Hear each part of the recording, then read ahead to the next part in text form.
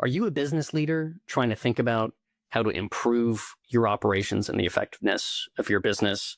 Are you maybe somebody that is trying to give back to your community, either through serving as a board member on a nonprofit or a business? This episode, hopefully, is for you. This is going to be episode 18 of Greenspring, where life meets logic in investing.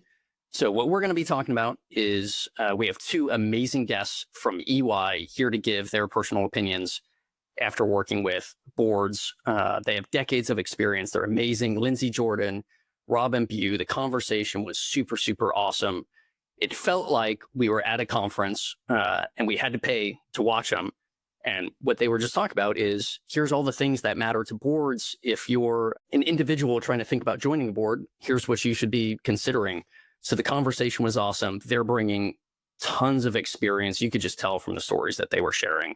And just an amazing, amazing episode. I found it particularly interesting, maybe from a personal perspective, because I've served on boards. I've served on boards in the past. And Greenspring itself, Greenspring Advisors, is governed by a board. So these topics were really, really interesting to me. There's a few takeaways I had that, not to spoil everything that's in the episode, but I thought they had some really great insights on governance, and what that means in a board setting and how it works with management teams and boards. I thought there were some great ideas around serving on a board. We have a lot of our clients, a lot of our listeners, over time, we hear people say that that's a goal of theirs, is to serve on a board, make an impact, be able to lend insights on all the things they've learned over time. And so these are people that are in the trenches, that are interviewing people to become board directors. And they're guiding people on how to do this. They talked about resume building. So I thought that was really interesting. And then the final thing was some of these hot topics that are literally boards of private and public companies are talking about every single day. So cyber and AI and some of these things that are kind of cutting edge and how boards are dealing with them. So I just thought there was some great topics. It was a very meaty conversation, I felt like. So yeah, it was a great time. Yep. And there was also this great conversation around public boards. And one of my big takeaways was, as an investor in a lot of different public companies, it was very reassuring to me to know that there's all these protections in place for me as an investor. And we're holding management accountable across all these different companies. And we're making sure that they're making decisions in the best interest of all the shareholders. I thought just some of the examples they were talking about, super relevant. Obviously, I come from an asset manager, so I could, when they were saying, hey, I think, institutional investors really care about this, I was just sitting there like, yeah, we do. We talk about it all the time.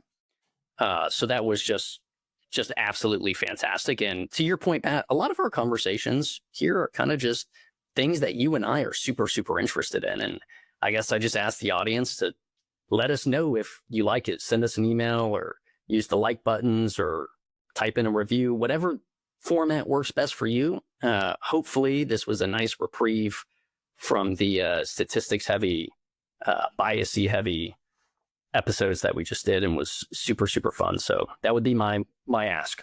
Yeah, and I'll just leave with this. There were several times in the podcast that they talked about the resources that EY has made available for boards, and very graciously have made these things public. And so we're going to put them in the show notes. So whatever platform you're listening to, scroll down.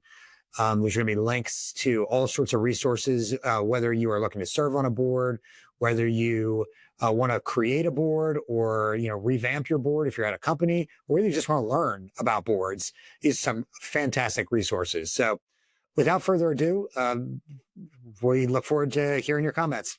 Let's get into it. All right, Robyn, welcome. I want to lead us off with maybe the most foundational question was, what's the purpose of a board? And why do companies even have them? Yeah, it's a great place to start, Pat. So I'd even back up one step further than that and say, hey, what's the purpose of corporate governance as a whole? And if you really think about what it is, we talk about it as corporate governance is really the practices, the rules, processes, policies that direct how companies are run and managed. And the board is one component of that, but it's not the only component. So if you think about management level governance. Why do companies have legal departments or, Office of the General Counsel, internal audit? So that's all part of governance as well. In terms of where the board comes into play, it's really around advisory on one hand. So advising on the strategy of the firm, on the direction of the firm, but also oversight. So they're there to, and we'll get into this more in the conversation, really hold management accountable. So making sure that decision making is transparent, making sure that there is ethical behavior, and both the board level governance and management level governance, when you kind of combine it all together, the outcome is or should be enhanced value creation. And maybe quick analogy here, if you or any of your listeners are F1 watchers, maybe you got into it with Drive to Survive, and you think about what goes into an F1 car and all of the incredible complexity. And it's also very much a team. There's one driver, but it's a whole team behind that driver. But there's also an incredible amount of data and controls and safety. And the kind of a cliched analogy is F1 cars have really, really, really good brakes because they go really, really, really fast. So when you think about good governance, it can be there to really help the company go fast and innovate and create value, but in the right way. Yeah, that's super, super helpful. I would love just to maybe dig a little bit deeper into what some of those specific duties of the board are. And maybe, Lindsay, this is a good question for you, but if we could just talk about those duties and those responsibilities and peel that back just a little bit more. Yeah, happy to. And I love that analogy, Robyn, of an F1 car. I think when you think about some of the things that folks in governance talk about is you don't need governance until you need it. And then when you need it, it's the most important thing possible. Foundationally, the board's mandate, as Robyn outlined, is one of oversight and strategic guidance. Obviously, they're responsible for ensuring that the organization adheres to its mission while navigating risks and opportunities effectively. Obviously, they're responsible for evaluating the performance of management, discussing and approving major initiatives, and ensuring compliance with legal and ethical standards. I think that's the most critical link, if you will, that culture of ethics and integrity, making sure that they're fostering kind of a culture of trust and accountability, not only amongst themselves, obviously their own ethical standards, but also amongst the board members and obviously ensuring that's happening within management protocols and so forth, but ensuring they can communicate effectively to their stakeholders, right, as kind of shareholder primacy mandate. When you think about trust and accountability, I think one of the board's mandates is around managing conflicts of interest. Conflicts of interest occurs. It's a part of the natural business cycle. It's around being that last sanity check of ensuring the processes around evaluating potential conflicts, things like related party transactions, that there's a formalized process that management is establishing to approve and potentially disclose conflicts of interest or related party transactions. I think about fiduciary duties in general, right? Duties of care, loyalty, and good faith, duty to monitor. Those are all foundational elements of what makes a good director, a good effective board. Without those standards, right, there's a risk of kind of a governance free-for-all, and ensuring that those are really top of mind of directors is really critical. Yeah, it's so encompassing of all the different jobs of a board, but there's only so many hours that they're called on to do it. So how do you structure a board? What are the different roles? How do you do all of that in a very few number of meetings a year? Yeah, I can kick off, and then Lindsay, feel free to chime in. It's an interesting observation, Marcus, when you talk about, how much there is to do. One piece of that, maybe at least when you're thinking about the public company side of things, and I know we'll talk a little bit about publicly traded company boards versus boards of privately held companies. But in publicly traded boards, as Lindsay was saying, there really is a definition of independence of board members that is pretty critical. And so independent directors are not in the day-to-day of management. typically for a public company, the only member of the board who's also an executive is the CEO. And so what that means is they're not spending all the time that the CEO and the management team are, with the day-to-day business. That also means they're removed from the day-to-day pressures as well, which is good. And they can sort of provide, as Lindsay was talking about, that advisory, that guidance role, kind of be the constructive challenge, be the red team if there's a red team that's needed to help, the CEO and the management team. Hey, let's kind of turn this problem on its head and maybe think about it a little differently with that sort of outside perspective. But, in terms of how they get it done, again, on the public company side, boards are usually structured around, so you've got the full board, and then you've got a lot of work that gets done in committees of the board. So most public companies will have they're required to have 3 key committees. So all public company boards in the U.S. are required to have an audit committee, a compensation committee, and a nominating and governance committee. And all of those, we could spend the whole podcast talking about any one of those. We've shared some resources that are in the notes to this podcast that go into some of those things in a little more detail.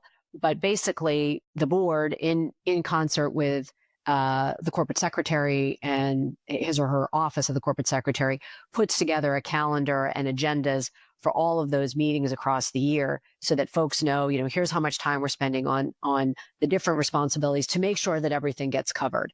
Because again, especially in the public company context, boards have some very specific responsibilities that they are required by the SEC and by the listing exchanges, New York Stock Exchange or NASDAQ, to carry out.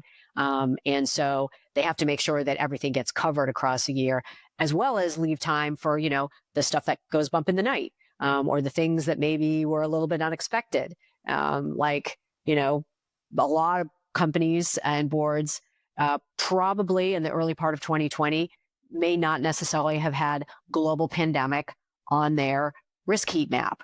Or if they did, they might not have thought, and this is going to be a global pandemic that also completely shuts off global travel everywhere for an indefinite amount of time. So when things like that happen, then there's going to be, there's the scheduled meetings that are kind of like the floor, but the ceiling is as high as the ceiling might get to be. Yeah, no, I like the same thing. The analogy on the red team is great. I think also particularly for newer boards, private organizations, is you'll find there's a conflation between newer directors' first time in the seat, not really understanding their role as a director, whether they're independent or not. So whether they come and they potentially sit as a C-suite executive at a kind of industry competitor, or if they're, as Robyn mentioned, if they're the CEO, oftentimes, depending upon the organization, you may see a CFO sit on the board as well. Again, it just really depends. There is a dynamic and making sure when you're in the board meeting, when you're putting your director hat on, you have your management hat off, right? They are fundamentally separate roles, separate areas of remit, and require kind of separate approaches.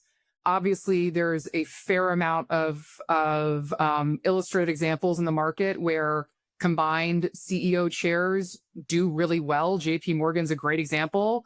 And then there's a fair amount of examples where a combined CEO chair doesn't do well. And this is why it's an area where institutional investors are not super happy about it. And so, again, board governance, we could talk about, the different archetypes and structures for forever, and individual roles and committee structures for forever.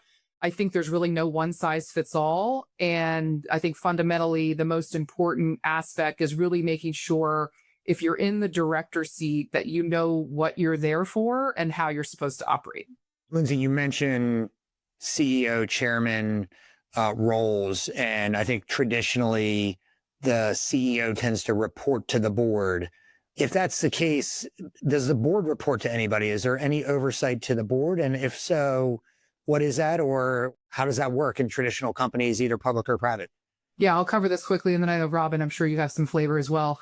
So oftentimes it's not required in the US, but oftentimes when there's a CEO and chair role that's combined, meaning one individual is both the CEO and the chair of the board, you'll have a concept called a LID, which is a lead independent director. It's not mandated, but when you think about the constructs of corporate governance, you'll have compliance aspect, then you'll have investor pressures. So when you're in the public realm, a lot of institutional investors and proxy advisors do not like combined CEO chair because they believe it does not provide the fundamental value of an independent board. Right? The leadership position of the board is an insider. Again, if you think about the shareholder primacy concept, is really about total shareholder value. And I mentioned JP Morgan. If you think of a company like JP Morgan, there's really no conversation that they don't have phenomenal TSR. There's no conversation that their performance is somehow lacking. And so, again, if you just think of that as one example, there's plenty of examples out there as well. No one knows the business as well as a founder. No one knows the business and the strategic objectives and how to kind of innovatively get there than a founder. And so then it's more about, okay, how do you structure that board so it works best to create, as Robyn mentioned, as much value for stakeholders and investors as you can. Sometimes that means combined CEO chair. Sometimes that means combined CEO chair and a LID. Sometimes that means, Independent take away chair. CEO chair. Yeah, decouple that role. There's really, again, there's not one model that we've seen to fundamentally work best for every single company. And just to build on that, because everything Lindsay said, well, completely agree with all that.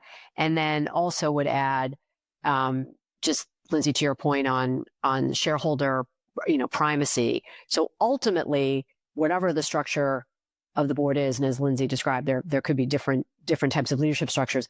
Ultimately, boards represent and they are accountable to the investors who are providing the capital to fund the business. And so in a public company, that's, a huge amount of, it's everybody's ultimately, retirement funds that are, some big asset managers, asset owners, as well as individual investors and retail investors. In a private context, obviously, it's a much smaller group. And in a private company context, oftentimes those investors have board seats. So they are sitting right across the table from that CEO, and it's pretty easy to hold him or her accountable because they're right there. And I'll never forget. And then for a public company, it's a much, we can't all be in the boardroom, but the independent directors are there to represent all of us. And I was going to say, I'll never forget being in a small roundtable where a senior leader at a very well-known activist investor was a speaker, and they were telling a story about an issue that had come up with a board, that a public company board that they had gotten a seat on through a proxy fight, and the person was describing this, and I will never forget the way the tone changed and the look on the person, and they said, "It's my money, my money." And I mean, you could literally this person was just recounting the story. And I mean, a chill went up my spine. If I were a CEO sitting across from this person, it's my money. I'm listening. So ultimately, that's also who the board is going to be accountable to too. Yeah. And Robyn, maybe another concept related to that is around kind of director compensation. I know now we're maybe totally off topic, but I think it's an interesting topic to bring up, something like stock ownership guidelines. That is also not a mandated requirement. And maybe just a second for what that is basically a governance nuance that establishes that each individual director is required to hold a certain percentage of company stock, commensurate generally with some sort of multiple of their base compensation, right? Their direct cash. So again, if they're paid $200,000 in an annual director compensation, maybe their stock ownership guidelines would be 3x that, just as an example. And that's exactly right. It ties the director's kind of motivation to more of, long-term, sustainable, total shareholder returns, not just kind of immediate annual or quarterly results. That's something that is also, I think, looked at really well from the institutional shareholder community. of encouraging directors to have more of a long-term focus. And that's just a mechanism that supports that, where you tie the value that the director is getting, right, as sitting in the board seat, to the overall value of the company. One other follow-up that it kind of sparked something as you were talking about public and private companies. And I think a lot of our listeners, there's probably a pretty decent split between people that work at public companies, may be interested in participating in public company boards, but then also a lot of privately held companies, family-owned businesses, businesses owned by private equity or backed by private equity, things like that. Can you talk a little bit about the private company side, and especially as it relates to boards, some of the challenges of ownership? Maybe management has a good amount of ownership and therefore is on the board. Maybe there's investors that have a very direct tie and want to have influence over the management of the company and they want to be on the board. Can you talk a little bit about maybe some of the challenges of private company boards when you don't have independent directors, but you have directors that have some sort of stake in the company, either employment or some other kind of want to have a lot of influence maybe in the direction of the company? So when we think about foundationally, when boards are established, I mentioned kind of founder-led organizations or just companies that are kind of in their infancy phase of kind of their overall, life cycle. As you mentioned, most boards are established, I'd say, for more targeted purposes, right? They will review an annual budget. They'll provide, I'd say, kind of oversight light type information. Things such as if there's creditor reporting or something of that nature. If there's kind of oversight responsibility over an audit, they'll do that as well. But it's super foundational. And I'd say it's really not as strategic as you would expect kind of a public company board. I'd also say if independent directors are brought on a smaller kind of founder-led company, it's generally, I'd say, to support two aspects. One, to either credentialize the company in a certain way. Maybe they have growth objectives. Maybe they're expanding internationally and they want a director who has that kind of, multinational experience and expertise. Maybe it's around expansion of the business, right? Use your Rolodex to open doors for our business. So I'd say that's predominantly when I see and work with really much smaller companies. When they bring on either advisory council or advisory board or independent directors, it's for that purpose. And then it obviously evolves as the company evolves over time. So you mentioned when they get outside investment, PE, VC, right? That investment does not come without a board seat. I don't think I've ever seen that. And so then you're now navigating that construct. I have the CEO, again, I mentioned maybe a CFO on the board, obviously an insider, and then you have the investment tied directly to the board seat. Things become more formal, but what I would say is there's kind of a word that's used pretty regularly is around factions. Are there board factions? So you'll then have kind of an insider faction that hopefully the CEO and CFO are on the same page and want the same things. And then you'll have the faction of the investors. I've worked with a fair amount of boards where there isn't control, right? So the private equity sponsor doesn't control the entire entity, but maybe has 2 seats. Maybe there's an investor base of 3 or 4 other disparate organizations. So now you have potentially 5, 6, 7 factions, and then trying to develop consensus around strategic decisions becomes really complicated when you have competing priorities, right? You'll have the insiders that have one perspective and want to make, a certain decisions around XYZ. And then, potentially the investors are not on the same page as well. So it's about really managing that dynamic. And I think it comes back to accountability, clarity, and trust in my mind. Yeah, well said. And then if you play out the life cycle, for some paths of evolution, right, Lindsay, I know you and your team spend a lot of time on thinking about the IPO window. And so as companies are starting to kind of enter that and thinking about if that's the way they're thinking about, an exit strategy, then bringing on independent directors is part of that plan.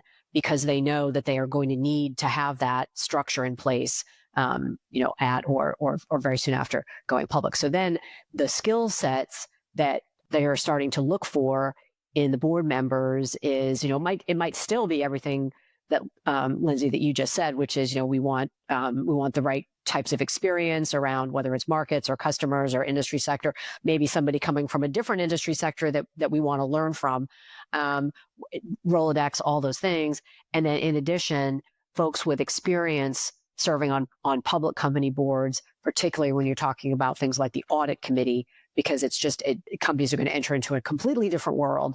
And so having folks with experience there becomes really important. Yeah, I completely agree. From the IPO context, and as Robyn mentioned, that's where I spend most of my time within EY.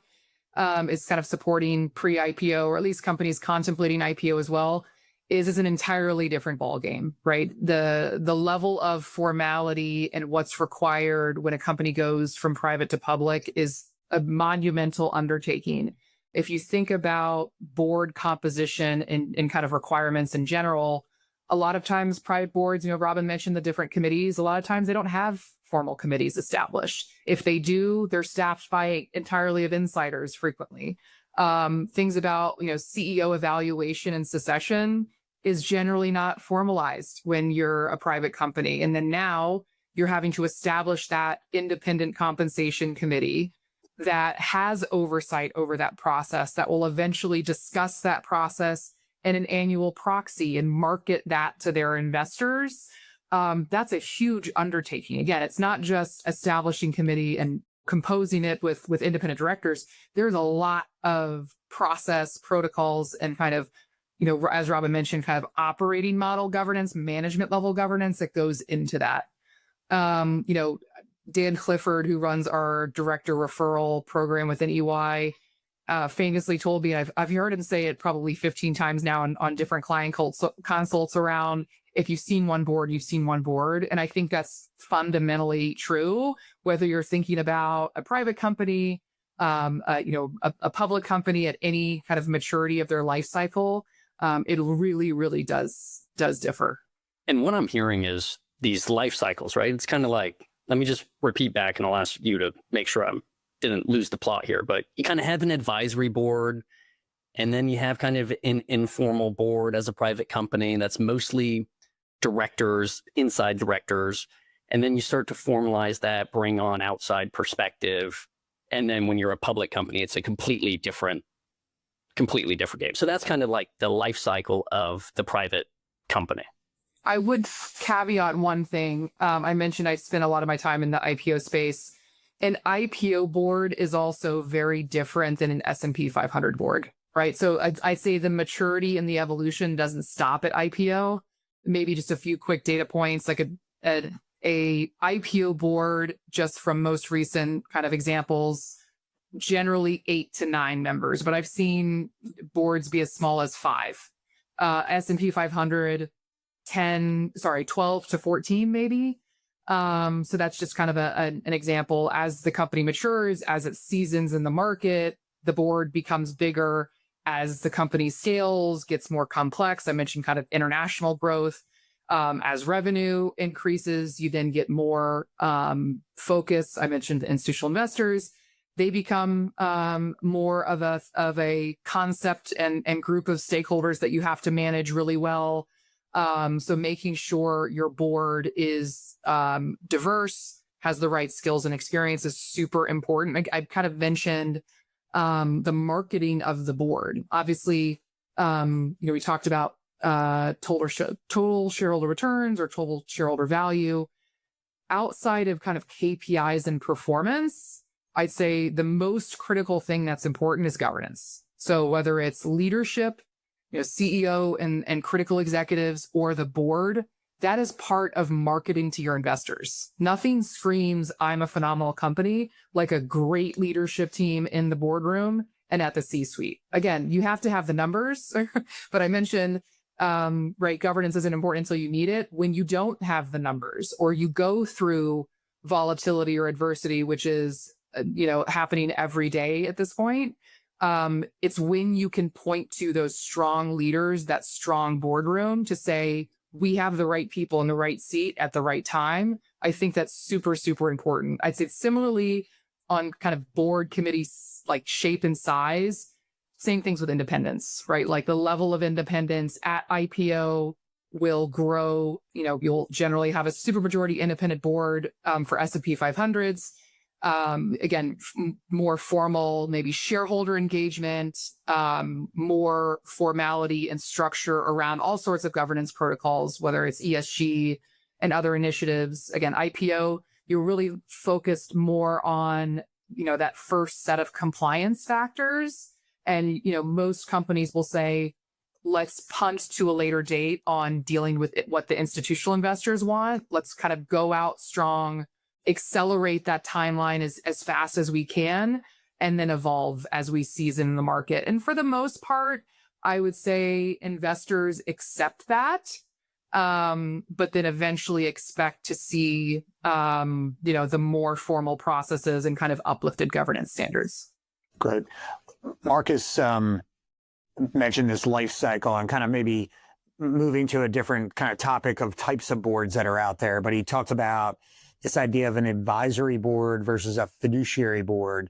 So could you guys talk maybe a little bit about what are the difference between the two? What are the pros and cons? If you're a company, let's say maybe it's probably more, applicable to a private company. So if you're a private company, why would you consider an advisory board versus a fiduciary board?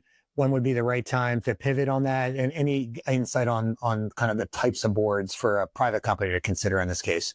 So I think, when you think about advisory boards and fiduciary boards, both of them share some common denominator, common aspects. So they're both there to provide, strategic guidance, sort of serve as a sounding board for the CEO.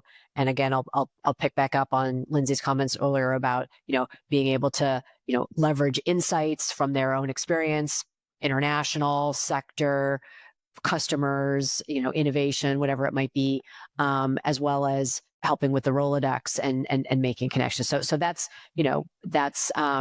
being a mentor, perhaps, to either the CEO, him or herself, or maybe folks on the management team, all things that both advisory boards do and fiduciary boards do. And those are the types of things that, again, as Lindsay said, early in the life cycle, that might be kind of the first thing that a founder is thinking about. Boy, I really could use this. I could just use, sort of somebody who's going to be that sounding board for me, help me, again, help challenge my thinking, maybe help open up some doors, and maybe have some skills that are kind of complementary to what I have with me and my team. And then, as we've said, fiduciary boards have some specific responsibilities and duties that those include hiring and evaluating and determining pay for the CEO. It includes oversight of risk and controls. And again, there's loads of in-depth material out there, some of which, our resources point folks to, but it can also look directly. If you really want to go for the details, you can go directly to, New York Stock Exchange or the NASDAQ and get a sense for the specific responsibilities that boards who are publicly traded boards who are listed on those exchanges have to do in terms of risk oversight, oversight of financial reporting, oversight of controls, et cetera. And again, as we've been talking about this kind of theme weaving through about the importance of the investor, fiduciary boards are legally obligated to act in the interests of all shareholders. So not just the biggest shareholder, or not just if, again, in the scenario where perhaps an activist investor has now gotten a seat on the board of a public company, and we see that happening in the headlines all the time. Once they're in that boardroom, they are legally obligated to act in the interests of all shareholders, not just themselves and their partners in their firm. So those are some of the things. Yeah. And Robyn, I like the activist play there. As you and I were at a conference last week, and in the activism breakout, the presenter said, when there is an activist campaign going on, kind of public announcement that's occurring at a business, the activist is the most important investor that the board has to deal with. Meaning, and if for those that are unfamiliar with that process, generally, a shareholder activist or some sort of fund will start developing a position in a company significant enough to then potentially influence certain decisions that are occurring. They will start communicating with the company behind the scenes, right? In private, they'll provide some sort of letter, some sort of communication on, I think you're underperforming. I don't like your CEO. Your board's too old, has been there for 20 plus years. They're no longer independent, right? They have a variety of demands around performance, strategy, and kind of governance are kind of the three areas.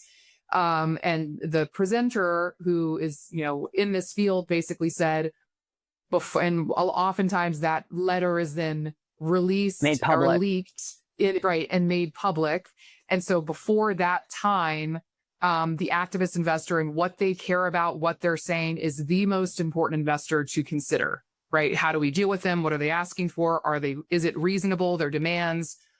Maybe there's an information asymmetry. Maybe the things that they're saying we're already working on, we just haven't made public, right? Those strategic priorities and so forth. And then as soon as it's made public, to Robyn's point, they're actually the least important investor and everyone else becomes more important, because then it's around, how do I engage and have conversations and make sure that the other investors still maintain trust in our business when there is kind of, mom and dad are fighting in public? Like, how do we navigate that? And so I thought that was really interesting. And I completely agree with Robyn, where even when there is investment tied to a board seat, right? Particularly when a company has again received PE or VC funding, it's really critical. I mentioned the hat concept, is taking off the investor hat and having the director hat on. What is going to benefit the company and its investors as a whole, not just, great example. If one investor no longer wants to hold that investment, but another investor wants to hold and, potentially create additional value from the company through whatever sort of value creation mechanics they have going, that's a conflict, right? Because it's a kind of short-termism versus long-termism. How do they deal with that? How do they reconcile with the strategic decisions that need to be made for this company? And so again, I think that's a really great point that Robyn mentions around, how do you navigate, right, the different investor demands? And obviously, as you go public, it increases in complexity, and it's evolving, right? In the public markets, that's the whole point, is that you can easily trade equity securities, and the holdings evolves constantly from week to week. And so making sure you have a really good investor relations function is super critical, so that they're kind of surveilling the market and understanding what equity positions are held by whom.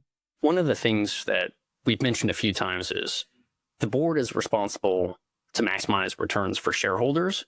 But if we kind of switch to a situation where there aren't necessarily shareholders, like nonprofits, how does a nonprofit board kind of differ? Because a lot of these don't apply, but it's still a board, so there's a lot of commonalities. I just love some comments on nonprofit boards. Yeah, absolutely. And I'll borrow Lindsay's phrase. You've seen one nonprofit board, you've seen one nonprofit board. A lot of variety, but a couple things. So in the case of a nonprofit, which, by the way, nonprofits are legally required in the U.S. to have a board in order to stay tax exempt. So that's maybe one place to start. And then therefore that board is still going to have those fiduciary responsibilities that we've been talking about. In this case, instead of to shareholders, it's going to be to the donors, to the funders, to the trustees. And also, this maybe sounds a little vague, but broadly speaking, their fiduciary responsibility is to carry out the mission of that organization, sort of whatever it is. And so how that translates into what boards might look like and what they do in the nonprofit context, again, a lot of variety, but in one dimension, boards might be pretty large, especially if part of their job as a board member is not just to be doing things like reviewing the budget and reviewing the performance of the executive director or whatever the person's in charge is, but they're also, if they're responsible for fundraising, that board could get really big. So if you just think in terms of whatever big city is closest to you, and think about like a major museum in that city, or the Philharmonic Orchestra in that city. Those boards are big, and that's because a lot of those folks are out there helping with fundraising or serving as donors themselves, and also fundraising. Also for nonprofits, boards might include and possibly be required by their charter or their bylaws to include different stakeholder representatives. So, for example, if you think of like big hospital systems or even small hospital systems, it's likely that they might have community representatives, in one sort of like dimension or other.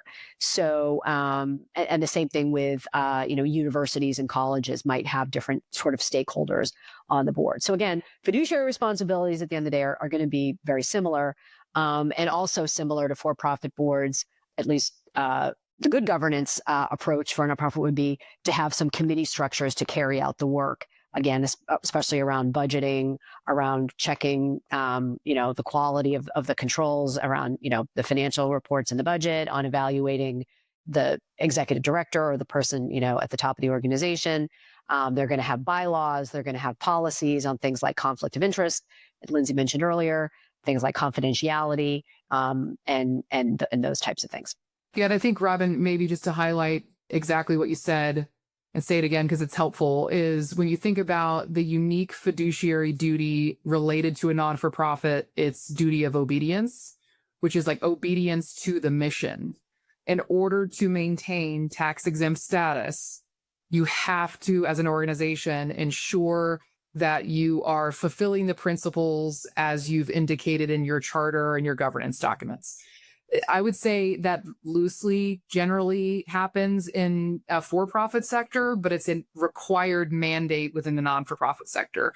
And Robyn mentioned conflicts of interest. That's another critical one, is having the policy, making sure you have protocols, whether you're I'm on a local community board within DC, $100,000 budget board, or a $100 million budget board of a non-for-profit. You have to have a process over approval of conflicts of interest, making sure the organization is acting with ethics and integrity, in order to make sure there's compliance with that kind of tax-exempt ability. If I could just add one more thing to, Lindsay, what you said, that also may be helpful to think about if you're thinking about serving on a nonprofit board, because oftentimes for a lot of executives and business leaders and CEOs and owners, this cohort is a cohort that gets asked that a lot. And there's probably a lot of opportunities and maybe a lot of causes that, folks are passionate about. And you think, boy, wouldn't I love to serve on this board? I care about this mission so much. I'm so excited about it. But some of the things that Lindsay just mentioned are good things to check out. So as enamored as you might be with the mission of that organization, making sure that they do have some of those good governance foundations in place is important, because as a board member, and we haven't talked about this so much, but maybe it's a good time to mention it. Directors have duties and responsibilities. There's also some liabilities. Boards get sued a lot, particularly in the public company space. And so one of the things, and that's not to scare anybody away from serving on a board, but just to say, kind of know what you're getting into. And that goes for nonprofits as well. So one of the things to look into is whatever organization you're thinking about joining the board of, what is there's an acronym that folks may have heard called D&O liability insurance. As directors and officers liability insurance. And I am not an attorney, but in a nutshell, it's going to help provide insurance to protect the members of the board and officers of the company if they're fulfilling their duties in an appropriate way, if they have not violated their fiduciary duties. So they're not acting out of a conflict of interest. They're acting, with duty of care, loyalty, et cetera.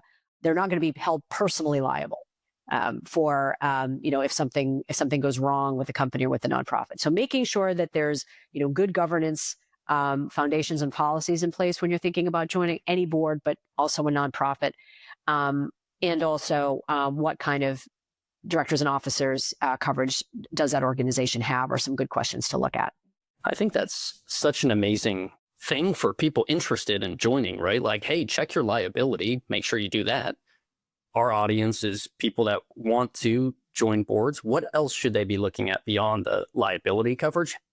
If they're thinking, hey, I think I want to serve on a board, what are those first few steps that they should be taking? I would say the first thing to think about, and it actually goes back to something Lindsay's mentioned a couple times in the course of our conversation around taking off your management hat and putting on, or your investor hat and putting on your board hat. So the first thing to do is think about what's my board bio, and effectively kind of what's my value proposition? What am I bringing to a board? And, everybody says, oh, I want to give back. I want to learn. And yeah. But really, what is it that I am bringing? And a board bio actually looks kind of different than an executive resume, because boards aren't hiring for another CFO. They want somebody to join the board and maybe join the audit committee. They don't need another CFO. They don't need another head of HR. They don't need another CEO, especially. They might want folks with those skills and insights, but that's not what you're there to do. And again, in the resources that we've shared, we have some template and example board bios in our Center for Board Matters Board Readiness Resource Center. So take a look at that, and it has some examples. And then also, back to the question of looking at the directors and officers, liability. Also just kind of looking at, when you're thinking about due diligence, what's going to be a good fit for me? So we've, in the course of this conversation, talked a lot about different, we've got public companies, you've got small founder-led, you've got different stages of the life cycle of a company. Obviously, there are going to be different challenges.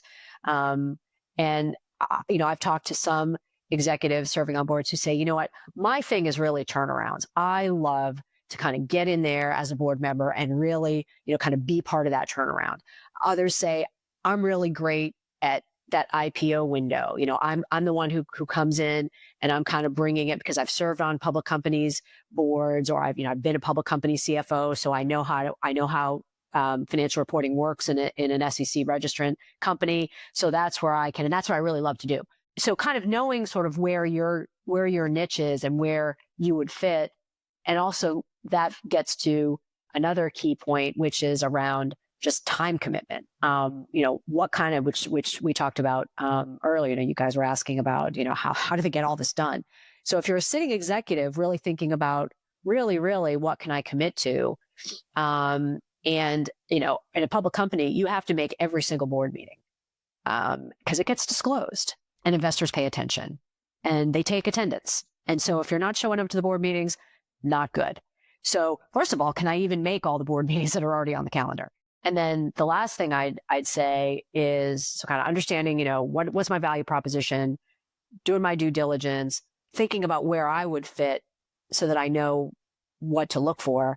And then also really getting as much information as possible to get as an outsider and as a candidate about the underlying culture. Lindsay, I think you talked about culture in the boardroom earlier, and I just want to come back to that. So, how are decisions really made? Is this a boardroom that's sort of all about healthy debate and that constructive challenge that we talked about earlier? Or is it one of two not very good extremes, either total rubber stamp board, this is all about what the CEO wants and we all just nod our heads? Not only is that not good governance, it's also not really a very interesting board to be on, probably. It's going to be kind of not that exciting. Or on the other end of the spectrum, is everything a flat out shouting match? And that's probably not really going to be a great place to be. And so ultimately, asking yourself as a board candidate, and I've talked to a lot of executives who are, either they're in the process of looking at board service, or they've just got on a board, or they're thinking about choosing between a couple of options, or very tenured directors who are giving advice to all these folks. And, some of the best advice that I've heard from really, really senior tenured board members to candidates is it's so hard when you've got that first board offer to say no if your gut is telling you this isn't right. But really, really don't say yes if you don't have a good gut, if you don't trust the CEO and you don't trust your fellow board members, because if something really does hit the wall, you are going to be, not to mix my metaphors here, but you are going to be in the trenches with that CEO, with those board members. You are going to get sued with that CEO and with those other board members. And if you don't feel like you can absolutely trust them, this probably is not the right board for you. As much as you might love the company, as much as you might think the mission and the product and the strategy is so cool, if it's not, if your gut is telling you this, something just doesn't smell right, there'll be another opportunity that will come. Just wait for it. Yeah, Robyn, when you were talking, I wrote down when to say no, you summarized that and took the words off of my plate and spoke it perfectly. But I completely agree. You're right. You were interviewing some fantastic directors last week, and one of the individuals was basically his summary, kind of his, critical takeaway was, to me, I am paraphrasing, but was self-awareness, right? Having self-awareness as a director, whether it's your first time in the board seat or fifth time in the board seat, I think is really important. Whether you're contemplating, navigating saying yes, or you're navigating kind of an annual refreshment process. Do I still add value? Am I still effective in my current seat? Maybe I'm in a leadership position, but I don't have the capacity to do that anymore. And I need to step down. I need to have the self-awareness to communicate with my fellow board members about where I am personally and the other obligations that I'm navigating. Right. Things change. An organization changes. Like maybe hypothetically, business starts out as advanced manufacturing, and all of a sudden they shift priorities in there, and artificial intelligence. Which is not incredibly difficult. That's happening all the time. And so maybe the mission and vision and objectives of the company has fundamentally shifted, and that director no longer is significantly valuable as they historically were to that company. I think having self-awareness is probably the most important thing I'd recommend. Obviously, all the things around, board bios and doing the due diligence and asking the right questions, absolutely. But I think really making sure you have clarity in where you are, the value you're adding now and potential to add is, and again, through your due diligence, do you still continue to feel good about this company? I think is super important. So if I flip the script a little bit and to look at it from the company's perspective. So let's say I'm either trying to build out a board for the first time, or I'm looking to maybe fill roles at my company of an existing board. What are some of the best strategies on how to find, I guess, first, maybe identify what you need, and then second, where do you find these candidates? Where do you guys counsel your clients to go? So something in terms of thinking about what you need, I think Lindsay just framed up some really good points that I want to draw on, which is, thinking about sort of, what's our strategy? Where are we today? Where are we going? Because companies don't want to be swapping board members in and out every year. That's not helpful. But also at the same time, and this is a sea change from maybe how it was in the so-called, old days, board seats are not necessarily lifetime appointments. And a lot of boards are now saying, as Lindsay pointed out, strategies are changing, the world is changing. So as board members are coming in, even to some, very large cap, very, very mature, big revenue boards, we're going to be thinking about board refreshment and making sure that we have a good mix of skills as the strategies evolve. So really thinking about what do we need? And then, from a skills standpoint and from an experiences standpoint, so maybe we do want someone from, we might be in a industrials, kind of category, but we might want somebody from fintech just because it's going to be helpful to us to think differently. Or, we're in a highly regulated industry. So we want to make sure that we have some folks that understand how that works, whether it's in our same industry or maybe other industries that are similarly heavily regulated. So thinking about kind of what that makes, and we've already talked again about sort of international and sector and product. So thinking about kind of that matrix, and this is true, I think we would say both for leaders and founders who are looking to build their board or refresh their board, but also candidates is, okay, so it's important to mine your network first, but then also, challenge yourself and look outside it a little bit. So certainly it's good to look at who you know, but again, thinking about the points that we've covered across the course of the conversation in being able to have an outside independent perspective, and being able to constructively challenge, even in a private company, you might not want it to be just people who know you really well. because it can be helpful to have, I mean, there's, people talk about groupthink a lot. You want to have just some different perspectives and different experiences. A director shared this anecdote at a panel that I was attending, where they said, they had joined a board, and when you looked at like a photograph of all the board members, it was clearly a very diverse in terms of, demographics and, even industry sectors when you kind of looked at that level. But when you clicked one level down, almost everyone was, a public company CEO or CFO. Almost everybody was coming from kind of the same, more or less, set of a half dozen or so universities and business schools. So it was actually, when you looked at it from that lens, it really wasn't super diverse. It was a lot of kind of very similar thinking. So that can be another thing to look at. And that's why it can be helpful to go outside. Now, there are a lot of different ways to do that. Some boards and CEOs and management teams, there's a fantastic group of, search firms and the profession who this is what they do. And they have incredibly broad, deep, almost four-dimensional Rolodexes, that can really help to, hey, have you thought about this kind of a person? And then there are organizations that maintain what I would sort of call like vetted databases that are, they don't do placements necessarily like the search firms do, but they sort of collect and act as hubs for executives, and maybe current directors who have room to take on another board seat. So sort of looking outside a little bit can be helpful. Oh, and last Sure. I should add also, a lot of companies and executive boards will also ask, their independent advisors. So they might ask, whether it's their law firm, their bank. Audit firms are precluded from providing that sort of detailed support to companies that they audit. So we just want to make that clear. We can certainly help think about, what kinds of things to look for or what we're seeing in terms of trends in the market. But in the audit profession, we're not able to provide direct help in sourcing candidates to companies that we audit.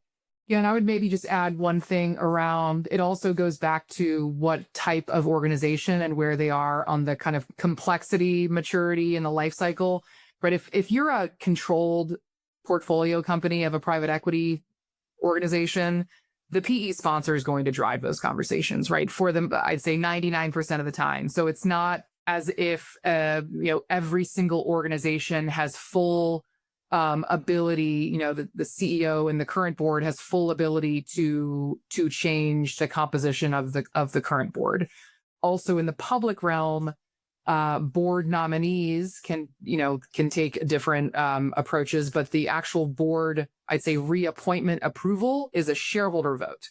So again, I mentioned kind of the board being a marketing tool to discuss how effective a company is. Right? All of those things are disclosed about public bios, information. Robyn mentioned director and officer insurance. Oftentimes when directors are being vetted initially, and then also on an annual basis, there's a D&O questionnaire, which could be 400 pages of, please tell me your investments. I want to know your immediate family members. What companies do you have affiliations for? Again, this is to support independence, confirmation, as well as like managing conflicts of interest. But there's a fair amount of rigor that goes into ensuring, those one or two board seats, right? These are particularly public company boards, very lauded positions to make sure you're bringing the right person in. So it is, right? It's not, TSSCI level clearance, but it is a generally kind of a long process of vetting that a company will do. There's generally a background check that may be involved. So right from a company's perspective, that's like a risk management protocol that they instill to make sure that, the directors are who they say they are. And there's not going to be a risk of reputational damage one way or another. That's great. So kind of our last section that we wanted to cover was some of the topics that are maybe top of mind, hot topics with boards today. So maybe I'll just start with that. What are some of the big topics that are on the minds of like leading boards that you're seeing right now? there's a lot. I think, again, hearkening back to that earlier discussion we were having about, how are boards just managing to cover this all? I think that's one thing we can say is that the agendas just sort of keep getting bigger, and particularly for companies that are, larger and have a more global operating footprint. So a few of the big themes that we're hearing, if I had to sum it up in one word, that word would probably be resilience. So we're living in a world where things that we maybe thought, and things that CEOs, probably for many sitting CEOs for most of their career, and certainly many board members for most of their careers, that we kind of took for granted, aren't necessarily holding true anymore. And so thinking about and what boards are thinking about is, how can we, again, fulfilling our main job to help provide strategic guidance, oversight to the CEO and to the management team, whatever the risk or the opportunity is, and we don't know which it is and when it's coming or what exactly shape it's going to take, but are we going to be able to be resilient enough to bounce back, if it's a hit, or be able to dive for that ball and grab it first, ahead of our competitors if it's an opportunity. So kind of big picture, we're hearing all about resilience. And then kind of going below that, certainly, and we've already, talked about it a little bit today, understanding AI and how that's affecting the company's business model, the company's strategy, the company's competitive position, the company's risk position, and sort of what's our risk appetite for AI. We don't, and the biggest risk of all might be to do nothing or to move too slowly, and then we end up getting bypassed or getting disrupted by our competitors. Cybersecurity. I've been working with boards, mostly public company, mostly on the larger cap side, for about 15 years. And cybersecurity has been the number one topic, or a number one topic, right on top of the board agenda for a long time. And it's not going anywhere because the bad guys aren't going anywhere. And in fact, with AI now, they're getting a little bit enabled to do more bad things. But the good news is that AI is also helping the good guys to be more resilient and to defend the companies better. So boards continue to ask a lot of questions about, what's going on with our cybersecurity posture. One other one I'd add is talent, people, and we've talked about that throughout this conversation as well. So that's sort of in general, thinking about what's our human capital strategy, what's our talent strategy. We're seeing in the public company domain, compensation committees are one of the 3 required committees of the board. And historically, if you dial the clock back, 10 years or 15 years or more, for the most part, most of those compensation committees were really focused on designing, the pay plan and, kind of the compensation philosophy for the CEO and the top executives of the company. And over the last, 10, 12 years, it's really changed to think about human capital strategy. And a lot of those committees have actually changed their names. So instead of the compensation committee, they might be the compensation and people development committee, or the human capital committee, or, fill in the blank. But so the question about talent writ large, and then also around succession planning, CEO, of course, CFO, of course, and some of the other key thinking about kind of the leadership pipeline of the company, boards are really, really interested in that as well. And maybe Robyn, to supplement, and I'm sure you come across this a fair amount as well, is also just board effectiveness, right? If you think about the rise of activism, this is increasing. There are new players in the field. When we think of kind of the success rate, if you will, of certain kind of activist campaigns, perhaps that's not a perfect data point, but what is really helpful is to see that they are at least influencing and making effort on their campaigns around CEO turnover and board composition. So if you think about what is, or at least should be, top on the agenda, is making sure you have effective governance, a good C-suite, kind of good leadership team, and a really well-rounded board with helpful protocols that are transparently communicated in the proxy. Yep.